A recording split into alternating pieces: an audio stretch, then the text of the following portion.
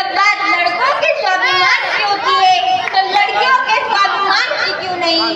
आखिर में यह भी उड़ान कर सकती है पूरे हिंदुस्तान की क्यों नहीं? अगर बेटी हर घर की इज्जत होती है तो पूरे हिंदुस्तान की क्यों नहीं? पूरे हिंदुस्तान की क्यों नहीं? नमस्कार, माझे नाव रोशनी रामाडी गावकर.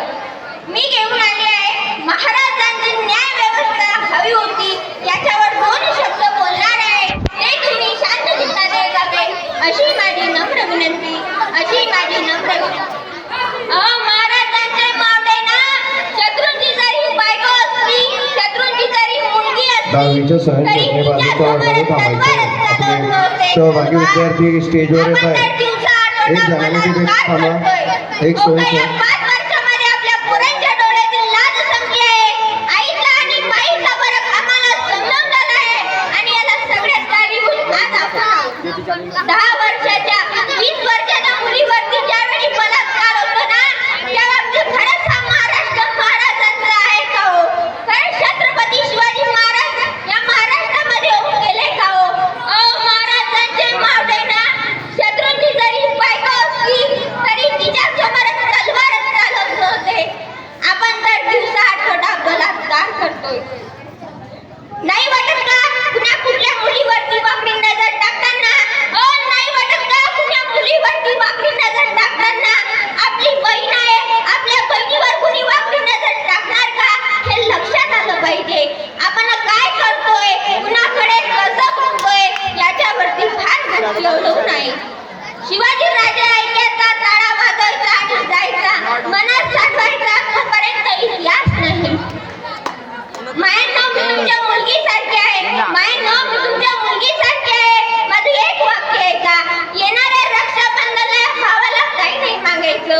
येणाऱ्या रक्षाबंधनाला भावाला काही नाही मागायचं. भावाला फक्त एक मागणी मागायची. भावाला फक्त एक मागणी मागायची की बाबा आयुष्यभर वर्षभर काही नकोस रक्षाबंधनला, की बाबा आयुष्यभर वर्षभर काही नकोस रक्षाबंधनला. पण ज्या नजरेने मला बघत आलाय त्या नजरेने इतर बायकांना, इतर मुलींना बघायला शिक. हीच खरी भावली, हीच खरी भावली. विवेक मोहितो तयार राहायचं. आताची घटना आहे. एक मुस्लिम स्त्री होती, दिसायला लावण्य होती, तिच्याकडे बघावं आणि बघतच राहावं इतकी सुंदर. ती घरी चालली होती, तिच्या मागे काही गुंडे लागले होते आणि त्या गुंडांचा एकच इरादा त्या मुस्लिम स्त्रीची मर्यादा लुटायची, त्या मुस्लिम स्त्रीची मर्यादा लुटायची. ती सैरा वैरा पडायला लागली. कोणी मदत करेना, वाचवा ना, कुणीतरी वाचवा ना. त्या गुंड्यांचा इरादा आहे माझी मर्यादा लुटायची. सैरा वैरा पडायला लागली. सायंकाळी कोणी घराचे दरवाजे उघडेना. ती एका गल्लीत गेली. गल्लीतले सर्व दरवाजे बंद होते. एका घरापाशी गेली. घराचा दरवाजा वाजवण्याच्या अगोदर तिने खिडकीत बघितलं. मग तिने घराचा दरवाजा वाजवला. आत हिंदू ग्रस्त होता. त्या हिंदू ग्रस्ताने त्या मुस्लिम स्त्रीला आत घेतलं.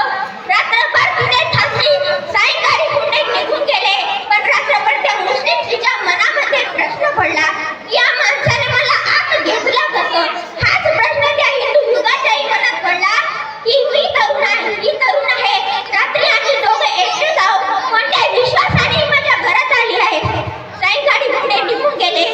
त्या हिंदू युगाने मुस्लिम स्त्रीला जाताना विचारलं, का गं मी तरुण आहे, तू तरुण आहे, मी हिंदू आहे, तुला चांगलं असतं, तुझी आबरू केली असती.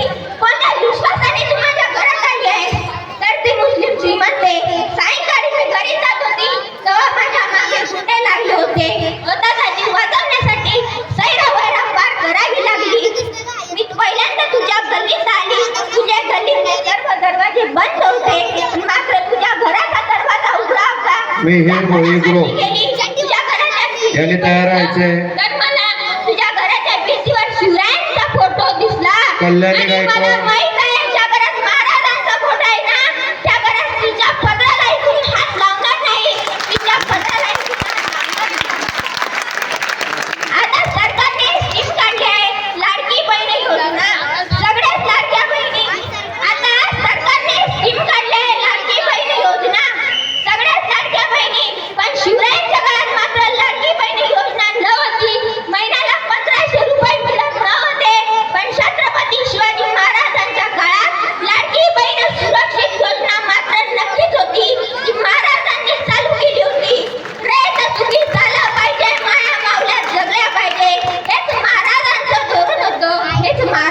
घेऊन होतो.